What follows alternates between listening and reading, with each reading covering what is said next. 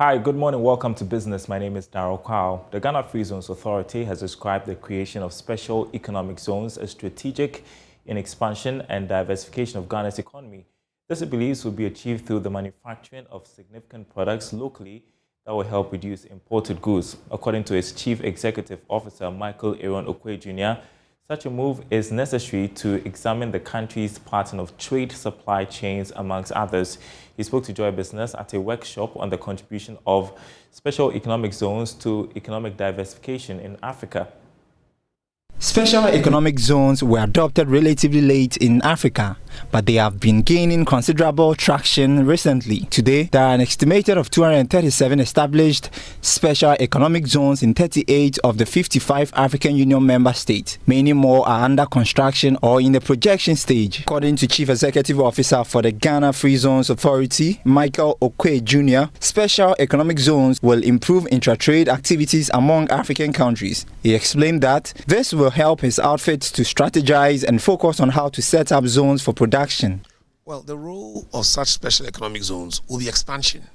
So, for example, we started on the smaller plate of just free zones. That in itself has attracted an investment of, let's say, about $4 billion. But how can we make that even bigger? Because now with AFTA, there's something called the rules of origin, i.e. local materials. But if you look at our processing areas, most of even the raw materials we have to import. And when we import, we give it to duty-free, and then we start to work with customs, immigration, and so on and so forth. So if we are going to get more raw materials, we need to produce more here so that even AFTA can take off in the first place, so that it is Africa for Africa by Africa. So this is why it's very important to have the special economic zones, so that if, for example, you're looking for wood processing to deal with in Africa, you know you go to Gabon.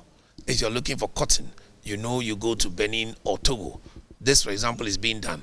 If you're looking at cocoa processing, you come to Ghana.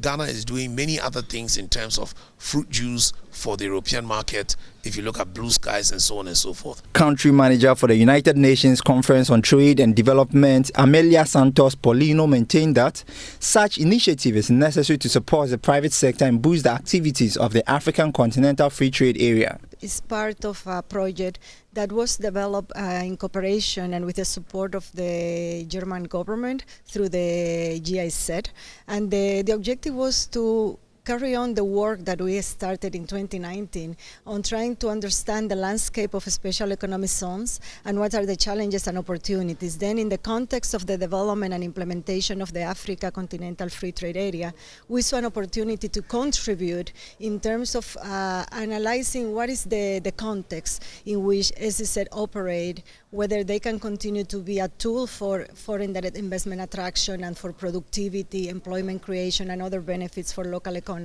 So jointly with the GFZA and the African Union Secretariat and with the support of the African Continental Free Trade Area Secretariat, we came up with a project and we developed a handbook targeting developing countries, but especially Africa, focusing on Africa and how SEZ can help the process of implementation of the AFCFTA agreement. Although Ghana has only 4 special economic zones, they account for a considerable share of the country's exports.